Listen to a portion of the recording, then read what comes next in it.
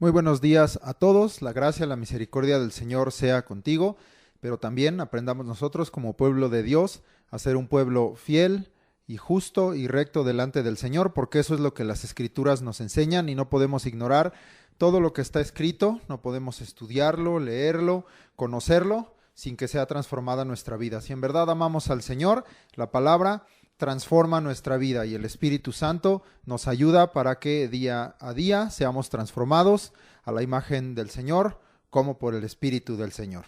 Vamos a la Escuela de Crecimiento Espiritual para este domingo 7 de noviembre del 2021. Estamos ubicados en el libro profético o de la visión de Isaías y aunque quedó de tarea los capítulos 9, 10 y 11, hoy vamos a tomar la mitad, el capítulo 9 y una parte del 10, y la próxima semana estudiamos el resto del capítulo 10 y el 11, y también tomaremos el 12 que es cortito para finalizar nuestra clase la próxima semana, porque al estudiar pues es claro que estos temas, estos capítulos tienen un contenido doctrinal muy profundo, requiere de tomar un poco más de tiempo para dar explicación, enseñanza de lo que está aquí escrito y pues no debemos apresurar. Hay algunos capítulos que nos permiten, por su contenido quizá mayormente histórico, como veremos en la próxima clase, lo de Asiria, pero hay capítulos como el 9, que nos hablan muy profundamente del Mesías y del carácter de Dios a través de él, y necesitamos entonces detenernos un poquito más. Entonces hoy vamos a estudiar los capítulos 9 por completo y 4 versículos del 10, y de una vez pues les digo, al final lo repito, para la próxima semana el 10, 5 al 34, lo que falta del 10, que es todo lo de Asiria, para iniciar la clase, y ya nos metemos de lleno al 11 y 12, en que estaremos hablando con respecto al espíritu del Mesías Salvador. Esto al final se los vuelvo a repetir como tarea, pero para que sepan qué vamos a ver el día de hoy. Por supuesto, sigan leyendo, sigan escudriñando y vayan también escudriñando en los evangelios todo lo que puedan encontrar ligado a lo que estamos estudiando en Isaías, porque evidentemente hay gran relación entre lo que está testificado en los evangelios y lo que está escrito, revelado en este libro profético de Isaías. Muy bien, pues vamos entonces a la lectura. Vamos a iniciar con Isaías 9, del 1 al 7. Leemos esta parte, Isaías 9, del 1 al 7. Mas no habrá siempre oscuridad para la que está ahora en angustia, tal como la aflicción que le vino en el tiempo que livianamente tocaron la primera vez a la tierra de Zabulón y a la tierra de Neftalí, pues al fin llenará de gloria el camino del mar de aquel lado del Jordán en Galilea de los gentiles. El pueblo que andaba en tinieblas vio gran luz, los que moraban en tierra de sombra de muerte, luz resplandeció sobre ellos. Multiplicaste la gente y aumentaste la alegría. Se alegrarán delante de ti, como se alegran en la siega, como se gozan cuando reparten despojos. Porque tú quebraste su pesado yugo y la vara de su hombro y el cetro de su opresor, como en el día de Madián. Porque todo calzado que lleva el guerrero en el tumulto de la batalla y todo manto revolcado en sangre serán quemados, pasto del fuego. Porque un niño nos es nacido, hijo nos es dado y el principado sobre su hombro. Y se llamará su nombre admirable, consejero, Dios fuerte, Padre eterno, príncipe de paz. Lo dilatado de su imperio y la paz no tendrán límite sobre el trono de David y sobre su reino, disponiéndolo y confirmándolo en juicio y en justicia desde ahora y para siempre. El celo de Jehová de los ejércitos hará esto. Si tú recuerdas al final del capítulo 8, en donde hablamos del temor a Jehová de los ejércitos, al final hablaba que debemos a él santificarlo y temerle, y que el que le teme, Dios será su santuario. Está en el 8:14, dice, leo arribita, el 13, a Jehová de los ejércitos, a él santificad, sea el vuestro temor y él sea vuestro miedo, entonces él será por santuario. pero también sabemos que al que no teme a Dios le será por tropezadero, incluyendo a su propio pueblo. Ahí mismo el 14 continúa diciendo, pero a las dos casas de Israel por piedra para tropezar y por tropezadero para caer, y por lazo y por red al morador de Jerusalén. Entonces te repito, para tener contexto de por qué inicia de esta manera el 9. En el 8 vimos que el que teme, Dios será su santuario. Pero el que no teme a Dios, Dios será para él tropezadero y vendrá tribulación y tinieblas a la tierra. Dice el 8:22, y mirarán a la tierra y he aquí tribulación y tinieblas, oscuridad y angustia y serán sumidos en las tinieblas. Y por ello entonces, recuerda que la división de capítulos es para nuestro estudio, pero es un mismo texto. Continúa entonces diciendo el 9:1. Mas no habrá siempre oscuridad para la que está ahora en angustia. Entonces comienza a describirnos que en un tiempo y por causa, entenderemos, de alguien que pues poco a poco hemos ido conociendo en este libro de Isaías, que estamos hablando evidentemente del Mesías, del Salvador, del ungido de Dios, del siervo de Jehová, maneras en que lo describe el libro de Isaías, pero poco a poco estamos aprendiendo de él. Entonces llegará un tiempo en que ya no permanecerá esta oscuridad. Sabemos, está escrito en los evangelios, especialmente Juan habla mucho de este tema, que en donde está la luz de Dios, las tinieblas no prevalecen, y que él, Jesucristo, el verbo de Dios, es la vida y la luz de los hombres. En él está la luz.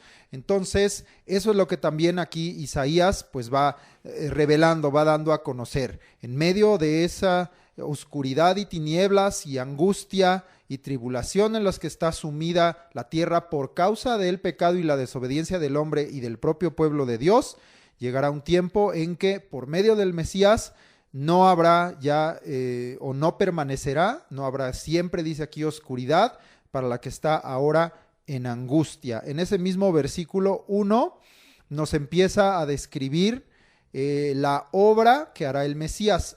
Por cierto, no dije el título, discúlpenme.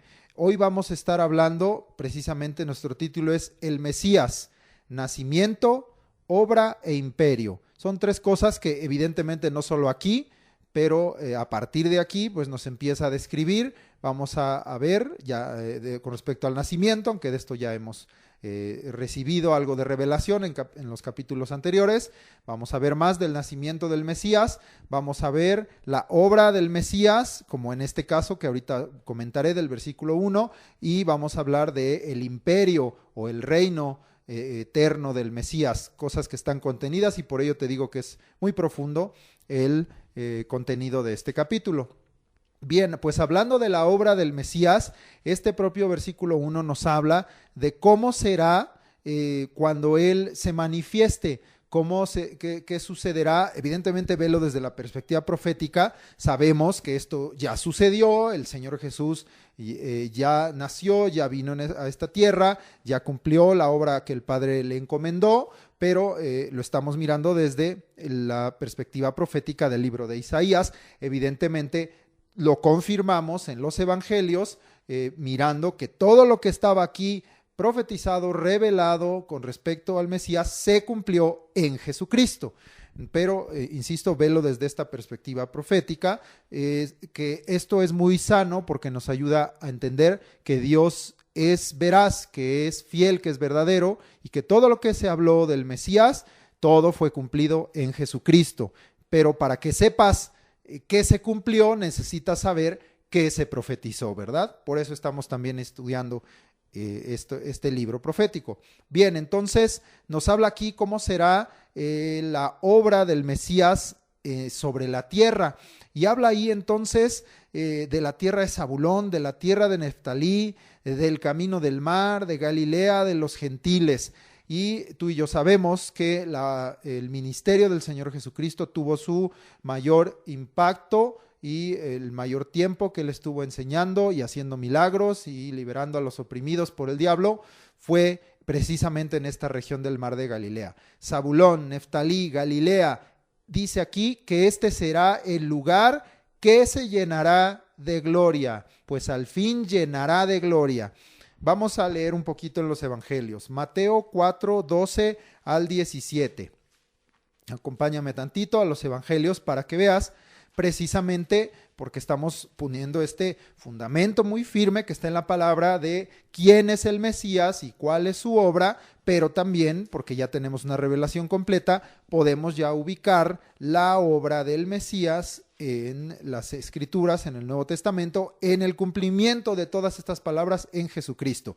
Bien, esta es una de esas palabras proféticas, como vimos muchas en Salmos, cuando nos tocó estudiar Salmos, que se cumplen en Jesucristo. Zabulón, Neftalí, Galilea, el lugar que se llenará de gloria, de la gloria de Dios. Mateo 4, versículos 12 al 17.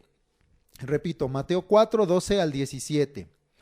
Cuando Jesús oyó que Juan estaba preso, volvió a Galilea, y dejando a Nazaret, vino y habitó en Capernaum, ciudad marítima, en la región de Zabulón y de Neftalí. Miramos entonces que a dónde fue Jesús: a Galilea, a Zabulón, a Neftalí.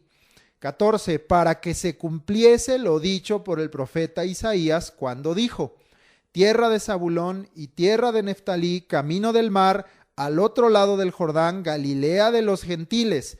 El pueblo asentado en tinieblas vio gran luz, y a los asentados en región de sombra de muerte, luz les resplandeció.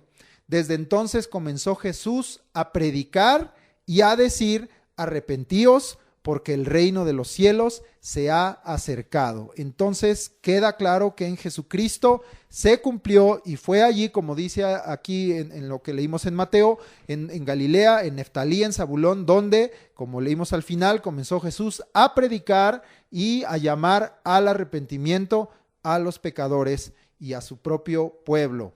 Y entonces este es el lugar en donde se cumpliría esta palabra. Ahí hablaba lo que está ya también en el versículo 2. Vamos entonces a leerlo. El 2:9:2, Isaías 9:2. El pueblo que andaba en tinieblas vio gran luz, los que moraban en tierra de sombra de muerte, luz resplandeció sobre ellos. Entendemos entonces que el Mesías es luz y que la obra del Mesías traerá luz, y como ya establecí, ahí está escrito en Juan 1, Él es luz, y donde está la luz, las tinieblas no prevalecen, porque está esa comparación con la condición de la tierra y del hombre en oscuridad, en tinieblas, en angustia, y por lo tanto la gran necesidad del Salvador que traerá luz en medio de las tinieblas y de aquellos que están morando en tierra de sombra de muerte.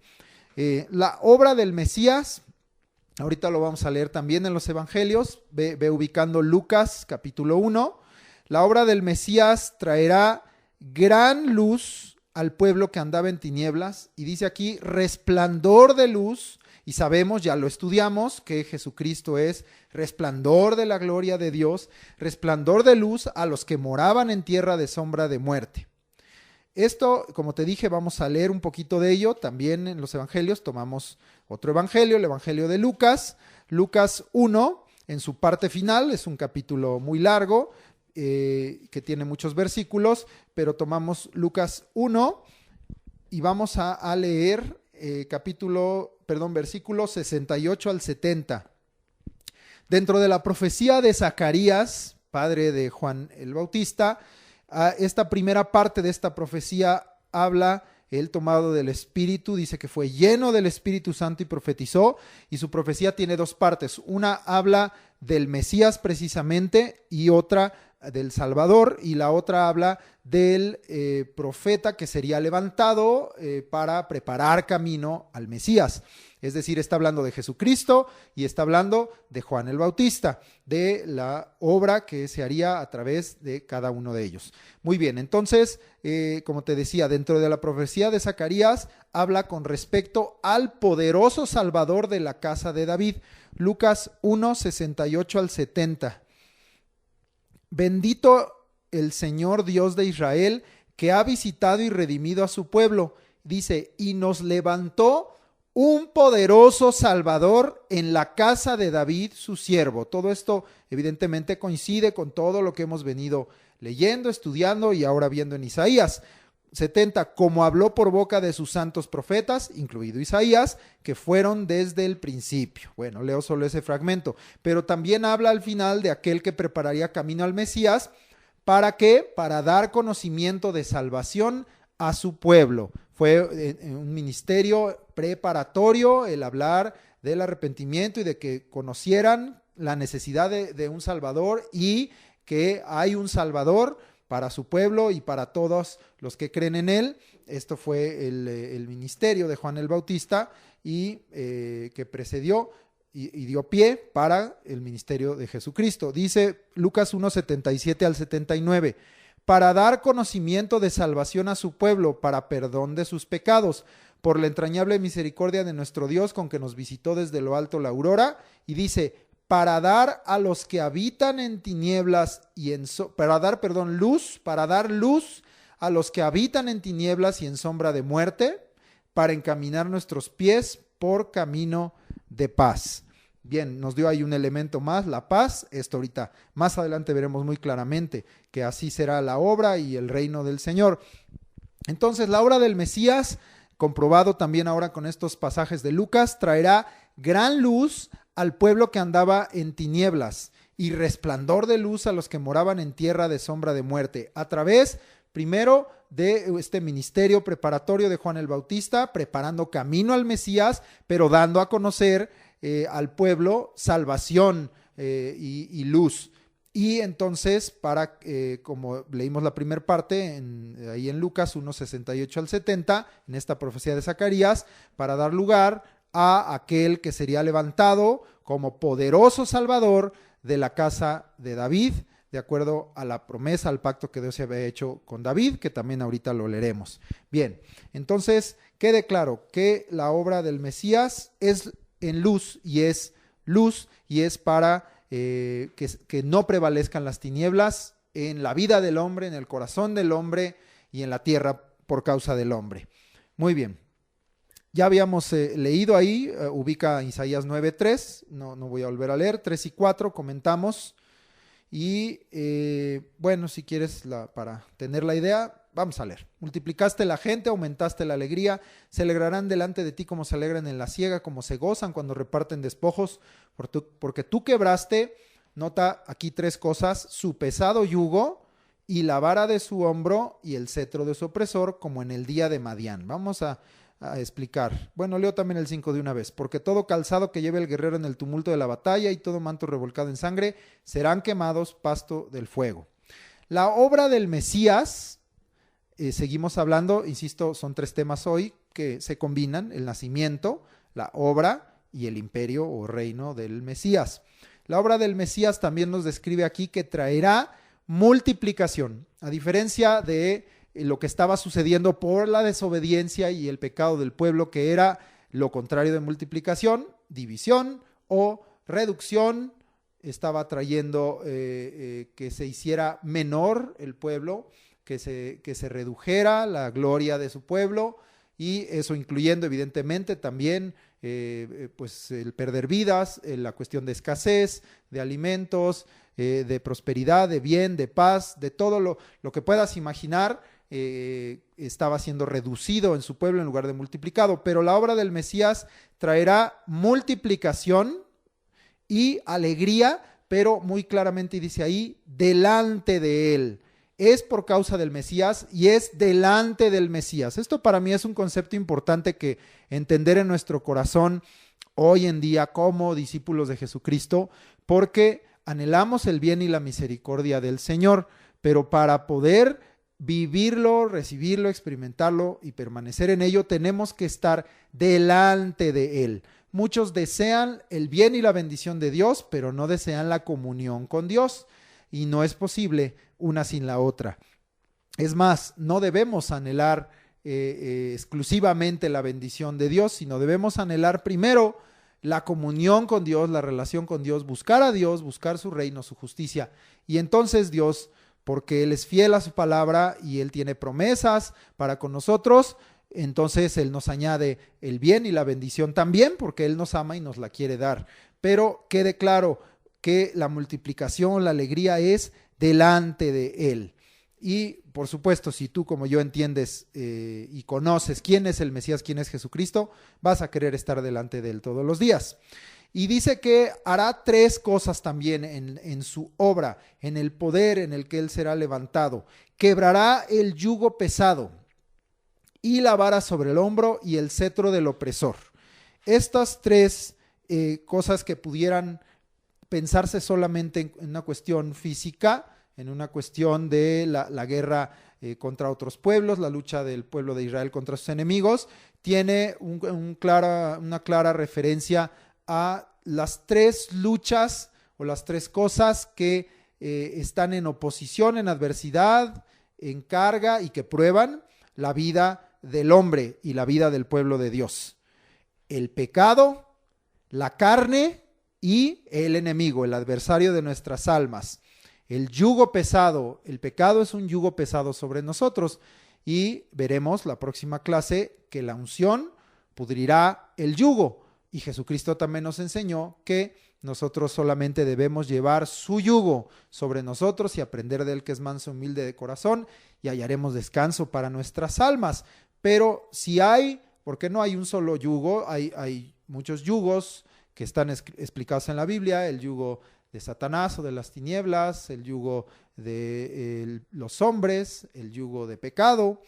Aún nosotros mismos nos ponemos yugos, pero aquí entendemos que el yugo, la carga pesada sobre la vida del hombre, pues es el pecado. Y también habla de la vara sobre el hombro. Aquí representa, en esta palabra profética, hablaba yo que el segundo adversidad que hay en nuestra vida es nuestra propia carne, y en ese sentido el hombre mismo. ¿Quién pone varas sobre el hombro para medir, o varas sobre el hombro también en el sentido de golpear, de castigar? Es el hombre mismo el que hace estas cosas, y el hombre contra el hombre mismo. Pero es la lucha con nuestra carne, con nuestra propia carne, que también en la obra del Mesías, del Salvador, será quebrantado el yugo pesado del pecado, quebrantada la vara sobre el hombro de la carne, y el cetro del opresor. Aquí está hablando, si tiene un cetro, es alguien que tiene poder o autoridad, y el opresor, esta es una de las obras que hay del diablo. El hombre también hace este tipo de obras, que corresponden a obras de las tinieblas, pero él viene también para oprimir. Es el ladrón que viene para matar, hurtar, destruir, es homicida, es padre de mentira, es rebelde, y quiere que los hombres, o incita a los hombres para que participen de esas obras de las tinieblas, de las cuales nosotros no debemos participar, sino más bien reprenderlas. Pero está hablando de alguien que tiene poder para oprimir. El propio libro de Isaías y otras palabras proféticas hablan con respecto a reyes o príncipes, pero entendiéndose en el contexto espiritual, que está hablando también de la potestad que tiene Satanás en esta tierra. Todo esto también lo iremos viendo aquí en el propio libro de Isaías, en todos estos estudios. Entonces, el cetro del opresor, representando aquí al adversario o al enemigo. Entonces, la obra del Mesías traerá multiplicación y alegría delante de él, pero por causa de la libertad que él traerá. Al que al Hijo libertare, ese será verdaderamente libre.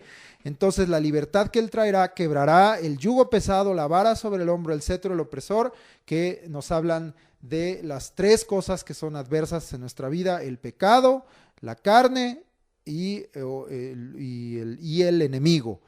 Entonces, bueno, la referencia también aquí que nos habla, para no quedarme mucho aquí en este tema, ahí en el versículo 4 lo compara como en el día de Madián. Esta referencia es un tanto difícil, quizá no es algo que tengas muy presente, pero Dios tiene presente todas las cosas, y en la revelación hace comparación con este hecho, el día de Madián. La referencia que está aquí, como en el día de Madián, probablemente se remita a lo que está narrado en Números 31 del 1 al 20. Rápido ubica ahí, no vamos a leer todo, pero quiero que lo ubiques para que, aunque sea con tu vista, mires de qué estoy hablando. Entonces, hace referencia o se remite a lo narrado en Números 31 del 1 al 20. Esa referencia es un día en que Dios trajo venganza sobre Madián o contra Madián. Voy a leer los versículos 1 al 3. Jehová habló a Moisés diciendo: haz la venganza de los hijos de Israel contra los madianitas, después serás recogido a tu pueblo. Entonces Moisés habló al pueblo diciendo, armaos algunos de vosotros para la guerra y vayan contra Madián y hagan la venganza de Jehová en Madián. Entonces es una referencia a esto, el día de Madián, un día en que Dios trajo venganza, particularmente sobre Madián o sobre los madianitas, pero también tiene que ver, y vamos a leer un poquito más abajo, que las mujeres de Madián, por consejo de Balaam, fueron causa de que los hijos de Israel prevaricaran contra Jehová con Baal peor. Tú lo puedes leer allá abajito, aquí mismo en el 31, dice el 15 y 16. Y les dijo Moisés, ¿por qué habéis dejado con vida a todas las mujeres? He aquí, por consejo de Balaam, ellas fueron causa de que los hijos de Israel prevaricasen contra Jehová en lo tocante a Baal peor, por lo que hubo mortandad en la congregación de Jehová. El Señor estaba tomando venganza de todo este tipo de cosas, y entendemos entonces que en Isaías estaba comparando lo que sucedía en este día a la obra que hará el Mesías, es decir, insisto, el quebrantamiento del pecado, de la carne y del enemigo. Vamos a leer este asunto como referencia también, regrésate ahí en Números 25, porque dices, bueno, ¿cuándo fue esto de que Balaam aconsejó a las mujeres que hicieran prevaricar a los hijos de Israel? Bueno, está ahí mismo en Números 25 del 1 al 18, para que lo ubiques también. Voy a leerte versículos del 1 al 3. Moraba Israel en Sittim y el pueblo empezó a fornicar con las hijas de Moab, las cuales invitaban al pueblo a los sacrificios de sus dioses, y el pueblo comió y se inclinó a sus dioses. Así acudió el pueblo a Baal peor, y el furor de Jehová se encendió contra Israel. Y sabemos que murieron ahí, de acuerdo a lo que está ahí en el versículo 9, 24,000, hasta que se levantó Fines, el hijo de Eleazar, para en el celo de Dios, consumido por el celo de Dios, traspasar o con una lanza a la mujer que estaba embarazada de una de estas mujeres madianitas o de Moab, ahorita explico eso, por uno de los hijos de Israel, y eso hizo que Dios se agradara y detuviera la mortandad. Bueno, te doy solo contexto, pero puedes leerlo tú todo. Entonces, son dos cosas que Dios estaba trayendo venganza sobre Madián, y sobre todo por causa, como dice ahí, de que fueron ellas, estas madianitas o el pueblo de Madián, causa de que los hijos de Dios, el pueblo de Israel, prevaricara contra Jehová con Baal peor y viniera mortandad sobre su pueblo. Dios se enojó mucho por esto. Aquí tú dirás, se mencionó a las mujeres de Moab, ¿por qué hablas de las madianitas?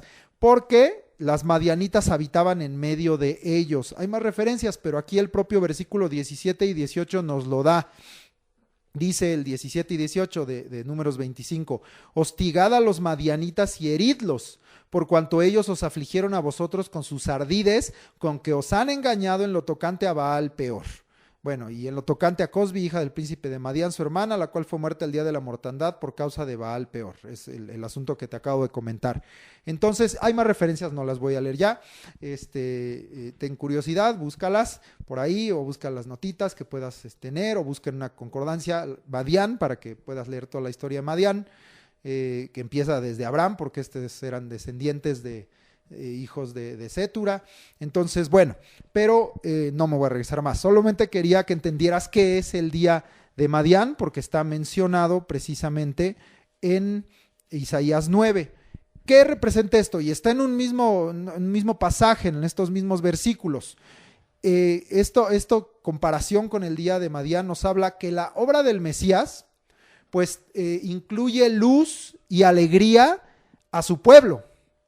Pero también la obra del Mesías y la manifestación de la obra del Mesías, esto habla ya de cuestiones no solamente en la primera venida, sino en la segunda venida del Señor Jesús, traerá venganza contra el pecado, la carne y el enemigo. Eso es lo que pues nos está representando de alguna manera la mención del día de Madián. En la siguiente clase volverá a ser mencionado este asunto del día de Madián en la peña de Horeb, pero eso lo volveremos a mencionar la próxima clase. Bien, continuamos.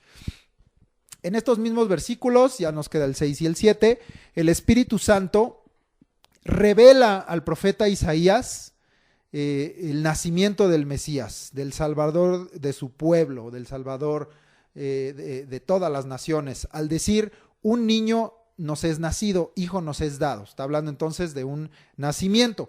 Esto complementa la revelación del capítulo 7 que vimos la vez pasada, en donde Dios habló de la señal que él mismo daría. Recuerda que Acaz no quiso señal y Dios dijo, pues yo mismo voy a dar señal. ¿Y cuál era esta señal? Que la Virgen concebirá y dará a luz un hijo y se llamará su nombre Manuel. Eso lo vimos en el 7:14.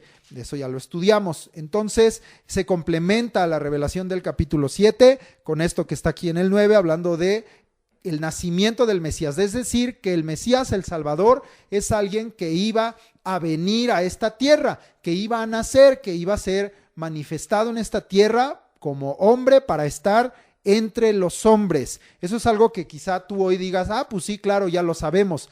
Pero de nueva cuenta, en el contexto profético en que está ubicado Isaías, era y por ello el nombre Emanuel, con nosotros está Dios, o Dios con nosotros, en que Isaías y todos los que conocían esta revelación estarían entonces entendiendo que Dios mismo se manifestaría en carne, vendría a esta tierra para estar entre los hombres. Esto es lo que está hablando con respecto al nacimiento del Mesías. Ahora, dice ahí que una tercera cosa, un niño nos es nacido, hijo nos es dado, dice, y el principado sobre su hombro.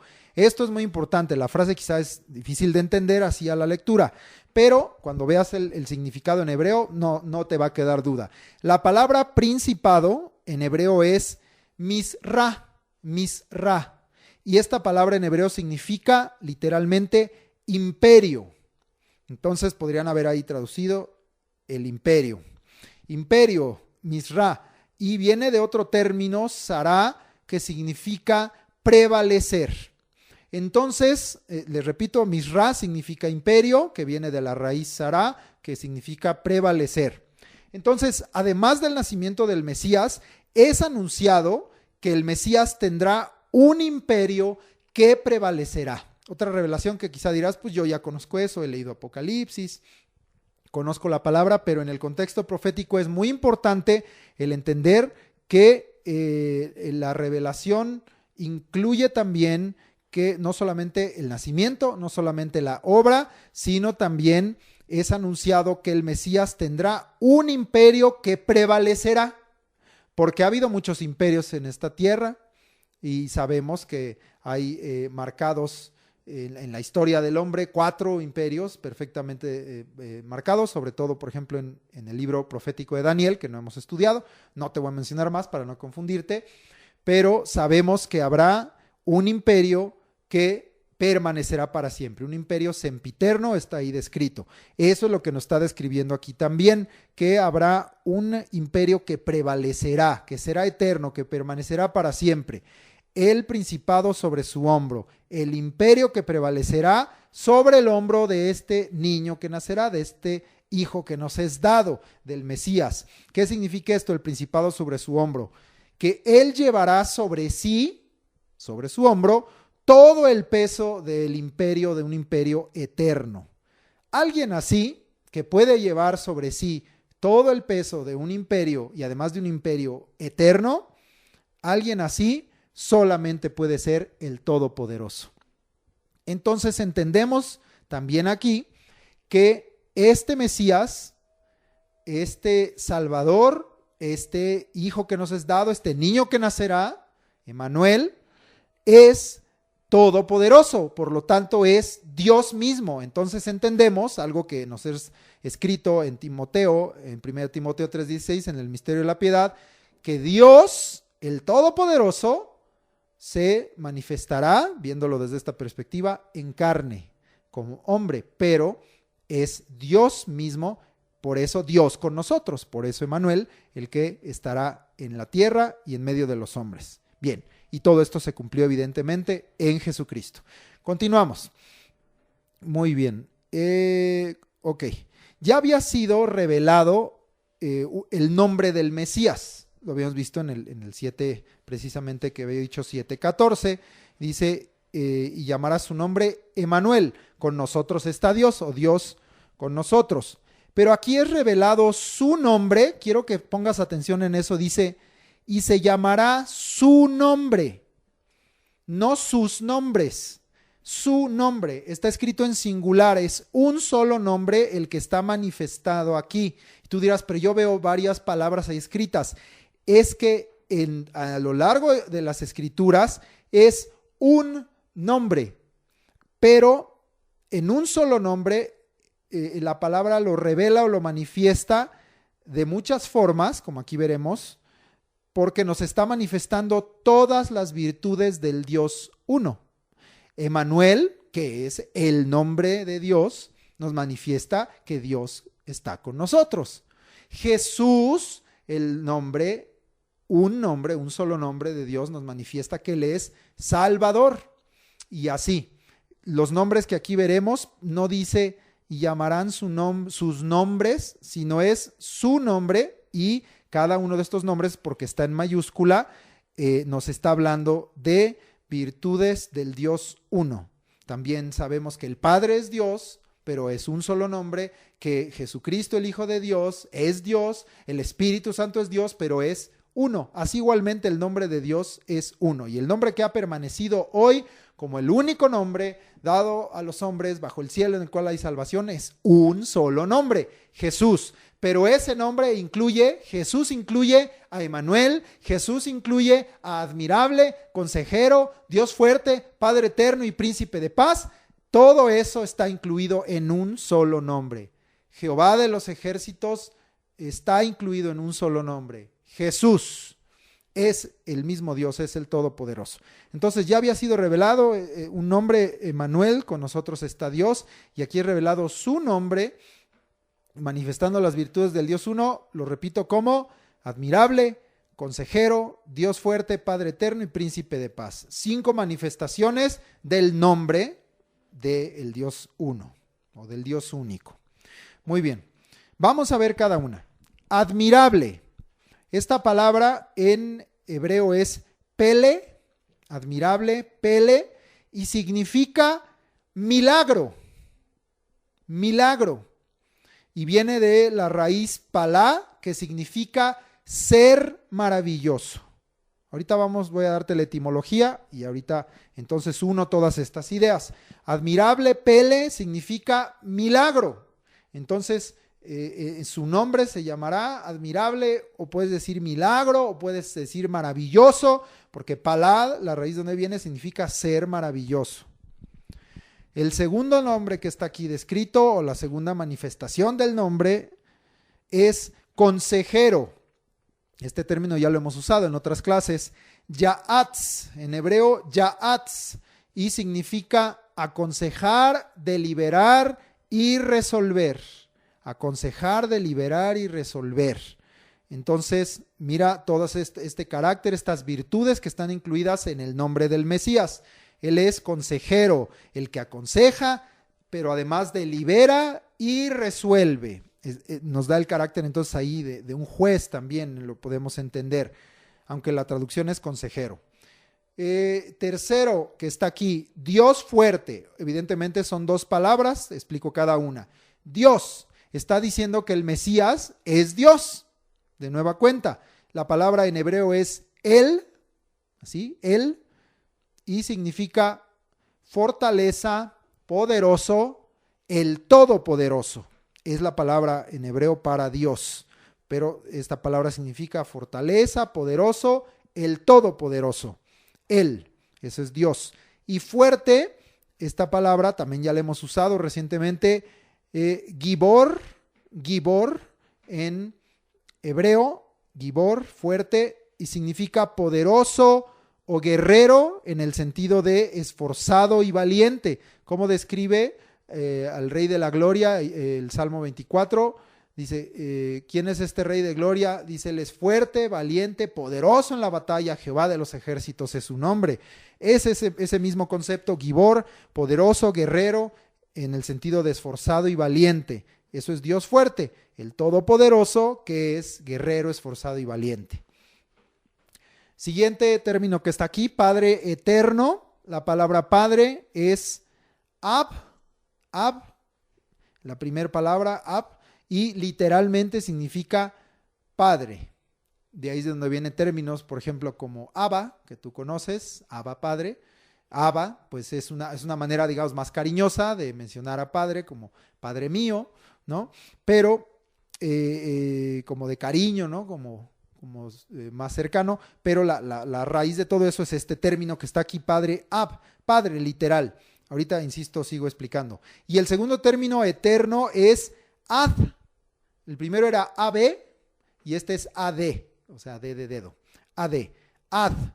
Y significa término y duración en sentido de avance o perpetuidad. O sea, está difícil la traducción, pero creo sí se entiende. El término y la duración del tiempo en sentido de avance o en el sentido de perpetuidad. O sea, de que permanece, no tiene fin. Este término, para que lo entiendas más fácilmente, ad, se traduce en la Reina Valera 60 como antiguo, eternamente, eternidad, eterno, perpetuamente, perpetuo y siempre. Todos esos términos son traducidos también de esta palabra en hebreo ad. Padre eterno, entonces nos da a entender, Padre es literal y eterno, el sentido de la duración, que en este caso no tiene término, es perpetuo, es eterno, es siempre. Muy bien. El último término es príncipe de paz. También son dos palabras. La primera, príncipe, es zar, también palabra que ya hemos usado bastante, zar, y significa el jefe o cabeza, y viene de la raíz zarar, que significa tener y ejercer dominio. Tener dominio y ejercer dominio. Todo eso es príncipe, el jefe o cabeza que tiene y ejerce dominio. La segunda palabra paz es shalom, que conocemos muy bien y significa, esta palabra es amplísima en hebreo, no solo significa paz, la traducen paz, pero shalom significa seguro, bien, feliz, amistoso, bienestar, salud, prosperidad y paz. Todo eso incluye el shalom, todo eso incluye la paz. Seguro, bien, feliz, amistoso, bienestar, salud, prosperidad y paz. Viene del término shalom, que significa estar seguro y ser completo. Eso a mí me llena mucho y me llama mucho la atención, porque no es entonces una seguridad, un bien, una prosperidad o una paz a medias o incompleta o que no permanece, sino es completa, es permanente, dura o es para siempre. Esos son los términos para príncipe de paz. Bien, entonces ya están todos los términos, todos los significados que nos da a entender más claramente. Y se llamará su nombre admirable, consejero, Dios fuerte, Padre eterno, príncipe de paz. El Mesías en su nombre manifiesta a aquel que es un milagro, porque sabemos que será una concepción virginal. Sabemos que está escrito que la Virgen concebirá y sabemos que fue esto por obra del Espíritu Santo. Entonces, su propio nacimiento y su propia vida es un milagro y es un ser maravilloso, pero también habla de que Él es aquel que manifestará milagros y maravillas. Hay milagros y maravillas desde su propio nacimiento. Él es un milagro, Él es una maravilla, pero también Él manifestará milagros y maravillas. El Mesías en su nombre, entonces, y esto sale de admirable, nos manifiesta que a aquel que es un milagro y es un ser maravilloso y de milagros y maravillas. También nos manifiesta aquel que tiene en sí mismo todo consejo, toda deliberación y toda resolución. Ese es el término consejero, pero como te dije, pues nos da a entender su carácter de juez. También nos manifiesta que el Mesías, en su nombre, nos manifiesta que el Mesías es Dios todopoderoso, Dios de fortaleza, poderoso, guerrero, esforzado, valiente, ese Rey de gloria que yo te describí en el Salmo 24. Entonces, es Dios todopoderoso, Dios de fortaleza, guerrero, esforzado y valiente. Muy bien, ahora también nos revela en ese propio nombre que Él es Padre, es decir, que de Él procede todo, en el sentido de origen, también en el sentido de autoridad, aunque ahorita veremos el asunto de ser príncipe, pues nos habla también de autoridad, pero entendemos que del Padre proceden todas las cosas, y aquí lo revela el Mesías como Padre. De él proceden todas las cosas. Jesucristo dijo de sí mismo: el Padre y yo uno somos. Es él mismo manifestado en el Salvador, en Jesucristo. El Mesías es Padre, de él procede todo, y también nos manifiesta que es eterno, es decir, que él permanece para siempre. De nueva cuenta, dándonos entonces a entender el carácter de Dios. Muy bien, o algo que solamente Dios puede tener. El Mesías tiene en sí mismo este carácter y esta eternidad que solamente hay en él, y la eternidad que nosotros podemos recibir solamente es a través de él. Bueno, muy bien. También veíamos que él es jefe o cabeza, es decir, está sobre todo. Como Padre tiene autoridad, pero hablamos ahí de que de él procede todo. Aquí nos queda entonces también claro que él está sobre todo. Él es jefe y cabeza y tiene todo dominio, toda autoridad, y la ejerce también todo dominio y toda autoridad. Por eso es que el Mesías, no debemos entender la revelación del Mesías solamente como el Cordero, sino también todo lo que vendrá el Señor en su segunda venida a ser, como león de la tribu de Judá, como en poder y en gloria, porque así dice que vendrá en las nubes, como el que vendrá a juzgar a todas las naciones, como el que regirá con vara de hierro a todas las naciones, el que juzgará esta tierra.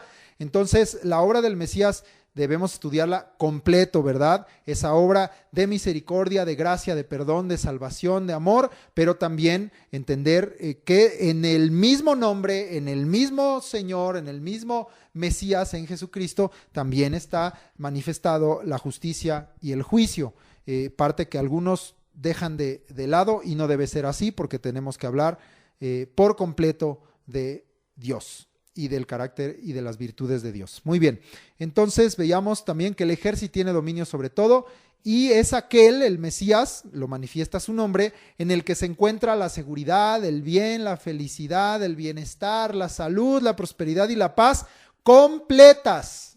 El Mesías, el Salvador que vendrá, sin duda alguna, es Dios mismo, manifestado entre los hombres. Entonces te repito esta idea completa que nos dan los nombres.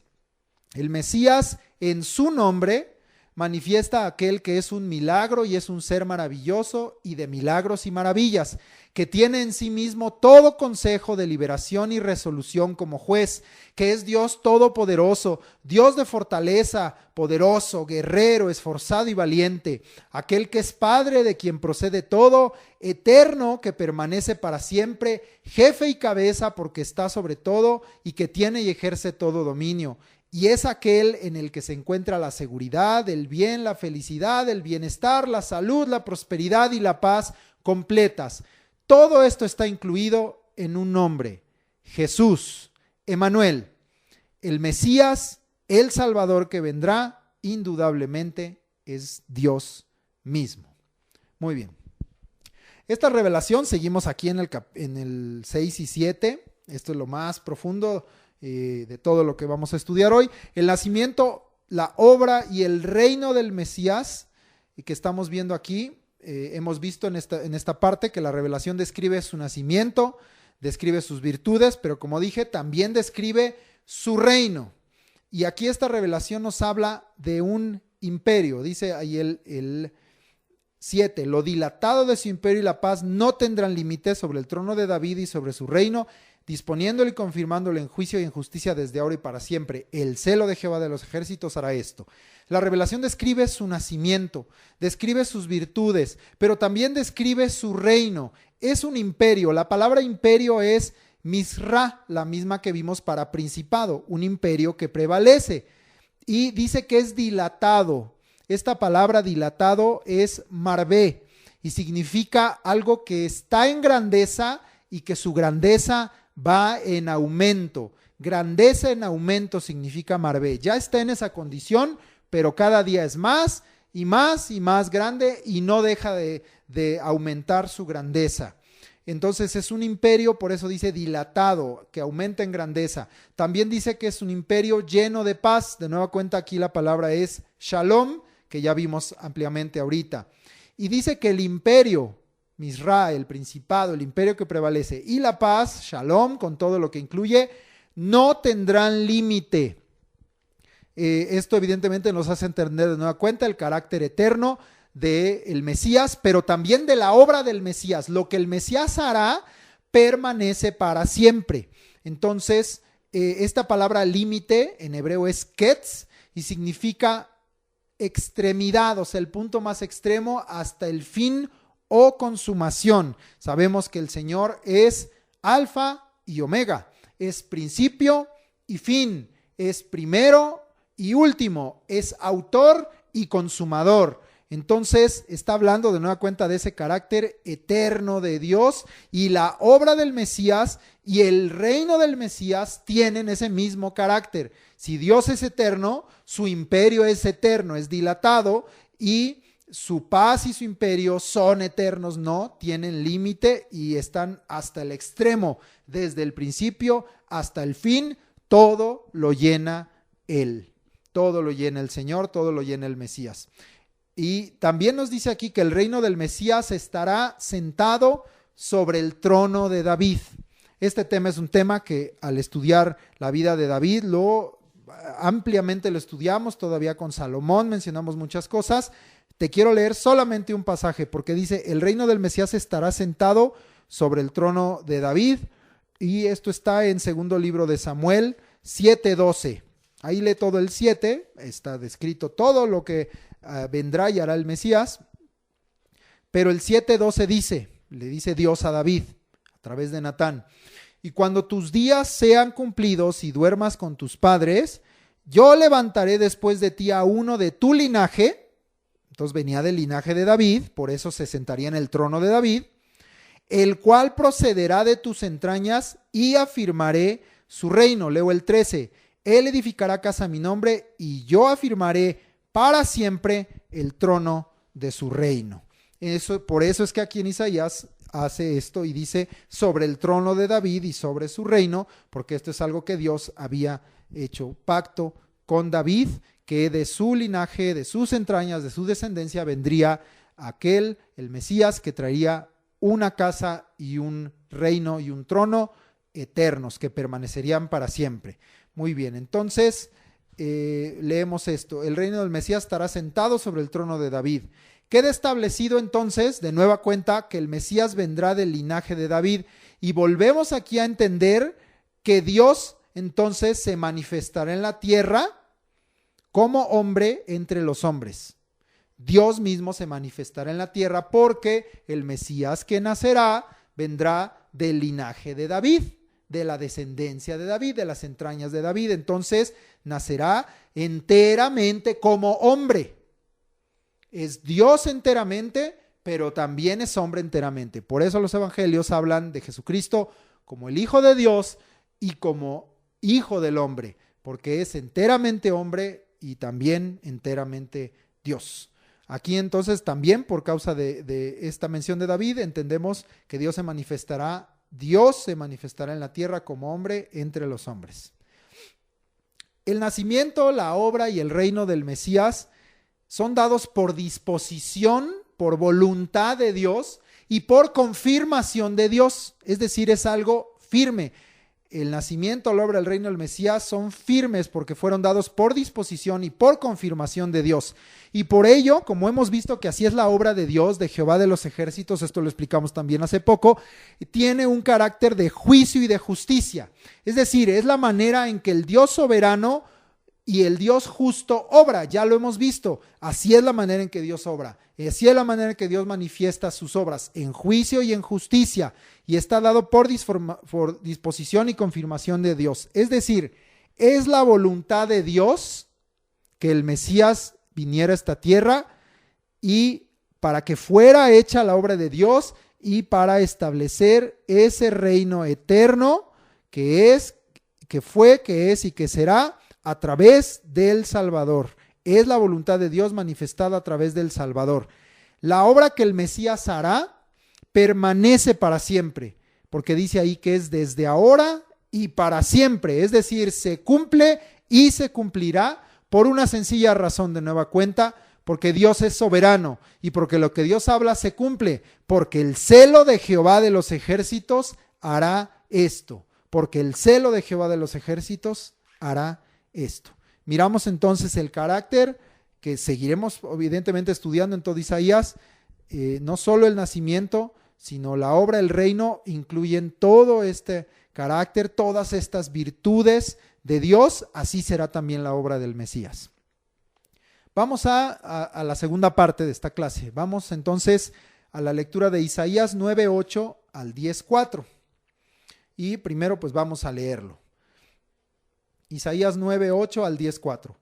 El Señor envió palabra a Jacob y cayó en Israel, y la sabrá todo el pueblo, Efraín y los moradores de Samaria, que con soberbia y con altivez de corazón dicen: los ladrillos cayeron, pero edificaremos de cantería. Cortaron los cabrahigos, pero en su lugar pondremos cedros. Pero Jehová levantará a los enemigos de Rezín contra él y juntará a sus enemigos del oriente, los sirios y los filisteos del poniente, y a boca llena devorarán a Israel. Ni con todo eso ha cesado su furor, sino que todavía su mano está extendida. Pero el pueblo no se convirtió al que lo castigaba, ni buscó a Jehová de los ejércitos. Y Jehová cortará de Israel cabeza y cola, rama y caña en un mismo día. El anciano y venerable de rostro es la cabeza, el profeta que enseña mentira es la cola. Porque los gobernadores de este pueblo son engañadores, y sus gobernados se pierden. Por tanto, el Señor no tomará contentamiento en sus jóvenes, ni de sus huérfanos y viudas tendrá misericordia, porque todos son falsos y malignos, y toda boca habla despropósitos. Ni con todo esto ha cesado su furor, sino que todavía su mano está extendida. Porque la maldad se encendió como fuego, cardos y espinos devorará, y se encenderá en lo espeso del bosque, y serán alzados como remolinos de humo.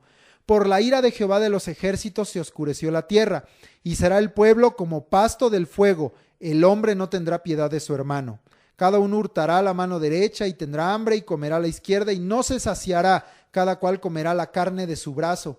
Manasés a Efraín y Efraín a Manasés, y ambos contra Judá. Ni con todo esto ha cesado su furor, sino que todavía su mano está extendida.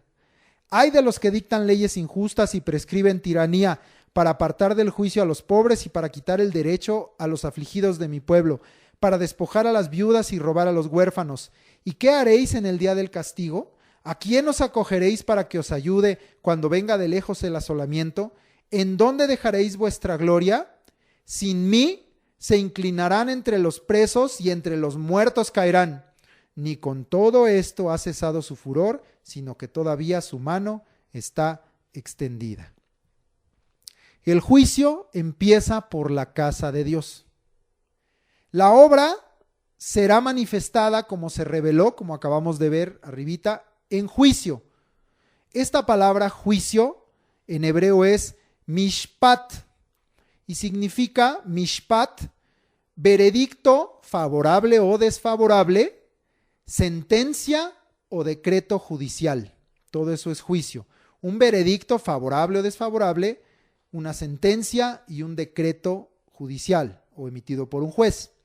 Entonces, la obra vimos que será manifestada en juicio y hay veredicto a favor o en contra, pero también dice en justicia. Esta palabra en hebreo es tzedaká, y significa derecho, rectitud. Entonces, no hay lugar a dudas del veredicto, de la sentencia, del decreto que sea emitido por el juez, es derecho, es recto, es justo. Y tenemos esa confianza, pero también entonces no hay argumento contra el veredicto, la sentencia y el decreto que Dios emita. La obra de Dios será manifestada como se reveló en juicio y en justicia, pero el juicio empieza por la casa de Dios. Dios por eso menciona aquí primero lo que vendrá contra Israel y después veremos el caso particular de Asiria, que son naciones que no eran parte del pueblo de Dios. Pero primero el pueblo. Dios desea que en el juicio, porque habrá juicio, hay juicios de Dios, los juicios de Dios se manifiestan y muchos dicen, no quiero esto, pues aunque no lo quieras son manifestados los juicios. Lo que no debes desear es que la sentencia sea desfavorable o en contra tuya, debes desear que en el juicio de Dios haya una sentencia favorable, ¿verdad?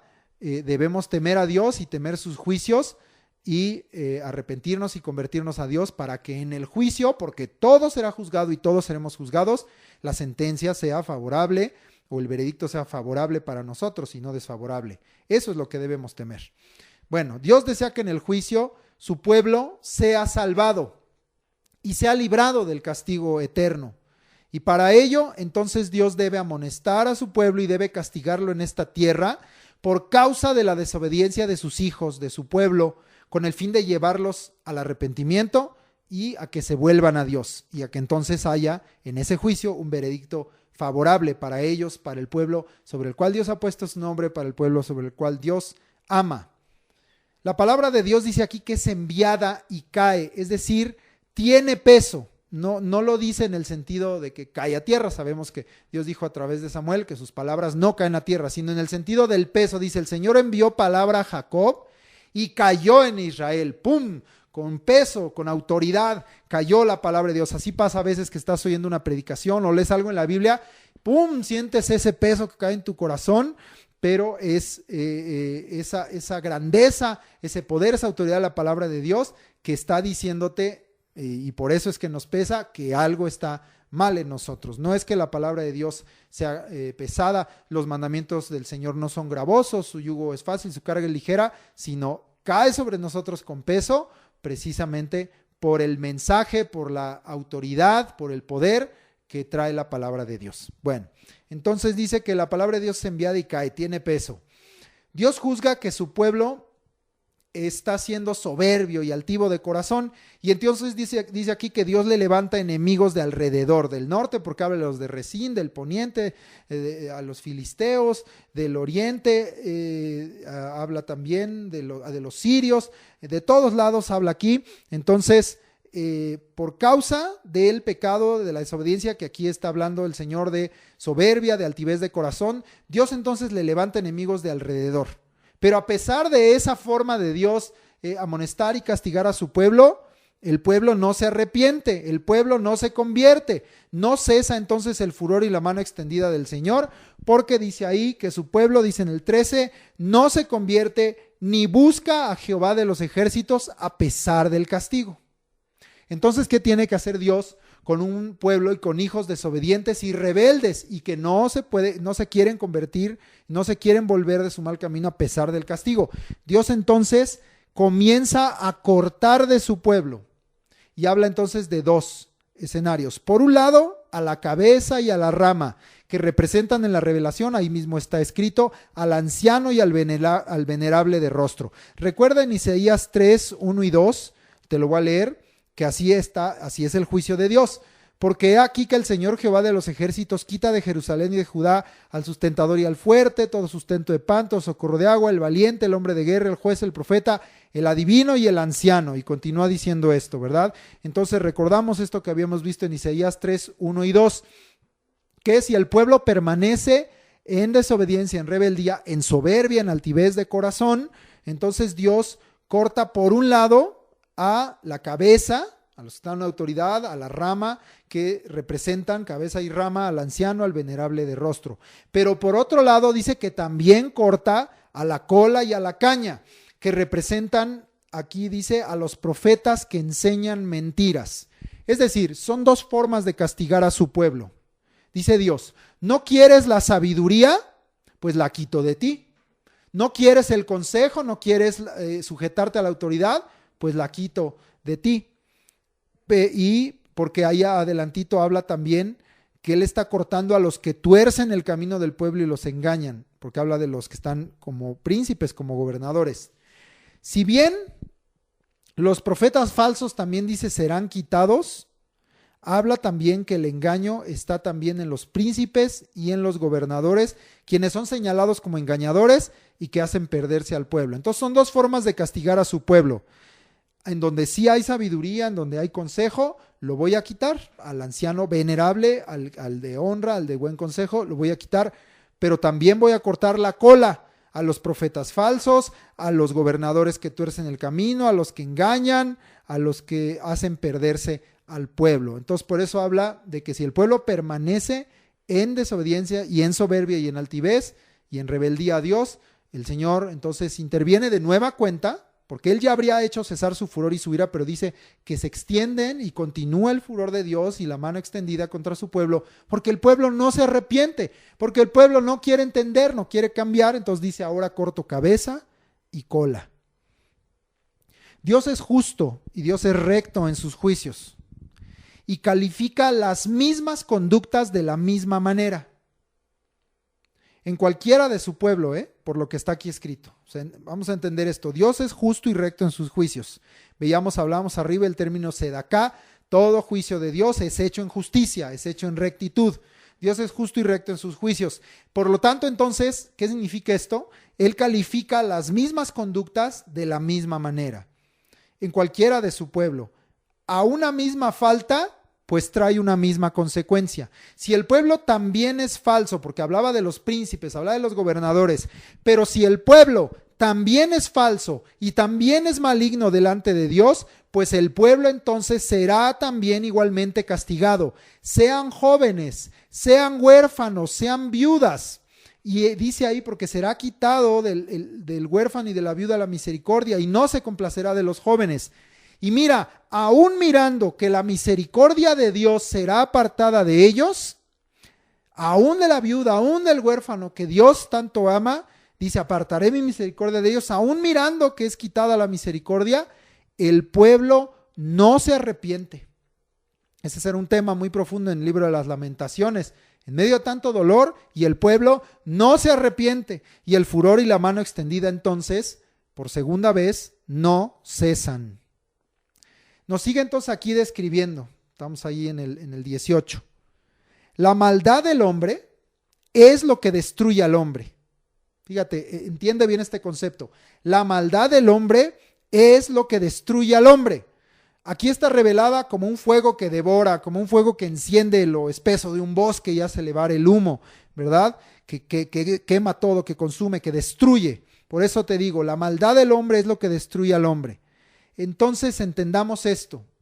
Esto es muy importante para entender correctamente los juicios de Dios.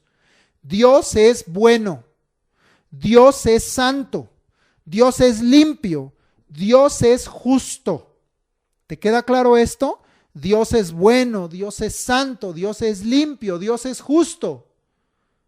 El mal que viene sobre el hombre viene por causa del hombre mismo. No debemos atribuir mal a Dios.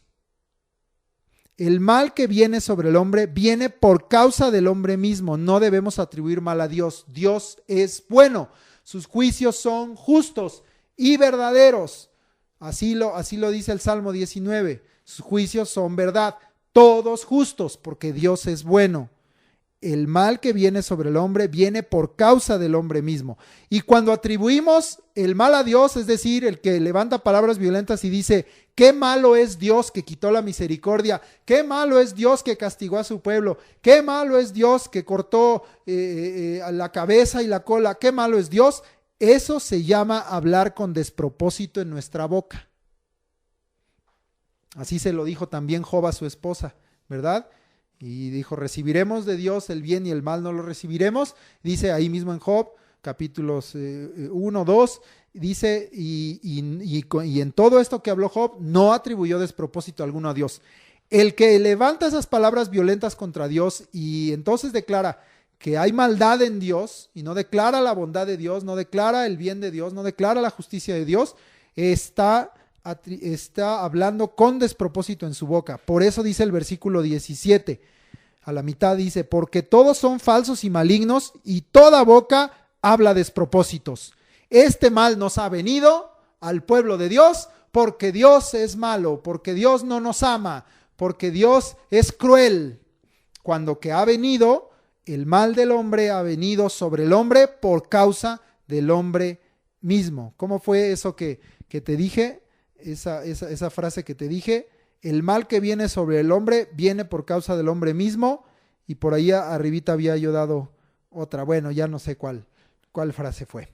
Bueno, y aún así el pueblo no se arrepiente. El pecado del hombre, entonces, y esto ya lo vimos también en el 8:22, trae tinieblas a la tierra. Ahí dice el 8:22, y mirarán a la tierra y he aquí tribulación y tinieblas, oscuridad y angustia, y serán sumidos en las tinieblas. Entonces, el pecado del hombre trae tinieblas a la tierra, esto ya quedó claro. Y el propio hombre destruye al hombre. Habla aquí, a partir de ahí del 19, que no hay piedad entre los hombres, que vienen con hurto, con devoración, y de todos modos no tendrán y no se saciarán. Vendrán unos contra otros, Efraín contra Manasés, Manasés contra Efraín, y luego juntos contra Judá, hermano contra hermano, dice, devorará su propio brazo, es decir, el cuerpo mordiéndose a sí mismo. Esta es la condición lamentable, caída, esa naturaleza caída, pecaminosa del hombre. El pecado del hombre trae tinieblas a la tierra, sí, y el propio hombre destruye al hombre sin piedad, con hurto, con devoración, unos contra otros, pero esto es lo que más me duele entender, aún entre el pueblo de Dios, aún entre hermanos, porque ahí habla de Efraín, de Manasés y de Judá, eran hermanos, ¿no? Pero ni aún viendo el mal delante de sus ojos, ni aún viendo que se están destruyendo entre sí mismos y que están destruyendo a su propio hermano, ni aún así se arrepiente el hombre. Y por tercera vez dice que el furor y la mano extendida de Dios no cesan. Esto nos hace entender algo muy claro. La humanidad, y incluido el propio pueblo de Dios, los hombres, están en gran necesidad de alguien, y solo uno lo puede hacer, que haga justicia y juicio y que traiga paz, que permanezca. La humanidad entonces, nos manifiesta aquí Isaías, al mostrarnos la condición del hombre y del propio pueblo, está en gran necesidad de alguien que haga justicia y juicio y traiga paz. Y solo uno lo puede hacer, el Mesías. Los versículos, esos 4 versículos del capítulo 10, traen un ay, ya habíamos visto varios ayes en clases anteriores, traen aquí de nueva cuenta un ay. Los ayes contra los injustos y contra los tiranos, dice aquí, ¿quiénes son estos? Los que apartan del juicio a los pobres, los que quitan el derecho a los afligidos, los que despojan a las viudas, los que roban a los huérfanos. Dice aquí, como su maldad no cesa, los ayes no cesan tampoco, ¿verdad? Porque no cesa la maldad, pues no cesa entonces, como 3 veces se los dijo Dios, permanece el furor y la mano extendida de Dios contra ellos y contra su pueblo. Y lamentablemente la maldad no solo permanece, nos dicen estos versículos, sino que aumenta en el corazón y por lo tanto en el pensamiento y en las acciones, en las palabras, en los hechos de los hombres y del propio pueblo de Dios. Entonces Dios levanta su voz de nueva cuenta para exhortarnos a través aquí de 3 preguntas. ¿Qué harás en esa condición en la que estás, pueblo de Dios? ¿Qué harás en el día del castigo? En esa condición en la que quieres permanecer, aunque te castigo y aunque 3 veces te he dicho que permanece mi mano extendida y mi furor sobre ti, ¿quién te ayudará cuando venga el asolamiento? En esa condición en la que estás, ¿en dónde estará tu gloria? 3 preguntas hace Dios. ¿Qué harás en el día del castigo? ¿Quién te ayudará cuando venga el asolamiento? ¿Y en dónde estará tu gloria? Y Dios lo responde, porque el versículo 4 tiene 2 palabras muy importantes. Sin mí, dice Dios, sin mí. Por lo tanto, está estableciendo la necesidad de Él. Me necesitas. Necesitas la obra que yo voy a hacer. Necesitas la obra que yo voy a manifestar a través del Mesías. Porque sin mí, dice Dios, serás preso. Y sin mí serás muerto. A pesar de esta advertencia, ni con todo esto se arrepiente el hombre. No teme a Dios. Los señalamientos de Dios contra el pecado de su pueblo son a la misma vez, la expresión de la necesidad del Salvador. El único, como describí hace un momento, por el que los hombres serán salvos en el día del castigo. El único que nos puede ayudar y salvar de la prisión y de la muerte y del asolamiento. El único que puede ser nuestra gloria, el Mesías Salvador. Dios describe entonces toda la condición del corazón de su propio pueblo y hace estas 3 preguntas, pero para darnos la respuesta. El Mesías es la respuesta. Sin mí, dice el Señor, porque siempre hay 2 caminos, serán presos y muertos.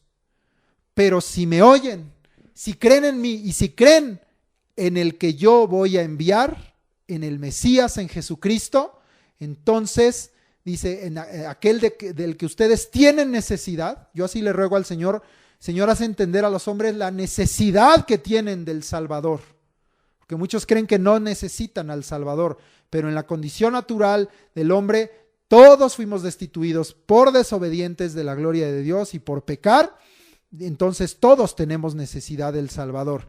Él es el único, el Mesías, Jesucristo, por el que los hombres serán salvos en el día del castigo. Solo por medio de Él. Él es el único que nos puede ayudar y salvar de la prisión eterna y de la muerte eterna y del asolamiento que vendrá. Solamente Él, solo Jesucristo, solo el Mesías. Él es el único que puede ser nuestra gloria. Que la gloria del hombre se marchita, se seca, no permanece. Pero el único que es nuestra gloria y puede ser nuestra gloria es el Mesías Salvador, es Jesucristo. Con eso concluimos este estudio de Isaías y mira, ocurrió un milagro. Eliud usó su 1:15, exactamente, más o menos estamos por ahí, no en la 1:15. Bueno, pero fue porque se dividió la clase, si no aquí seguiríamos. Gracias a Dios que así fue. Y vamos a la tarea. Con esto concluimos nuestra clase el día de hoy. Y queda de tarea, ya lo había yo mencionado, Isaías 10:5, ahí donde empieza hablando, oh Asiria, vara y báculo de mi furor, Isaías 10:5 al 34. ¿Qué vamos a ver en esa primera parte? El levantamiento y la caída de Asiria. El levantamiento y la caída de Asiria.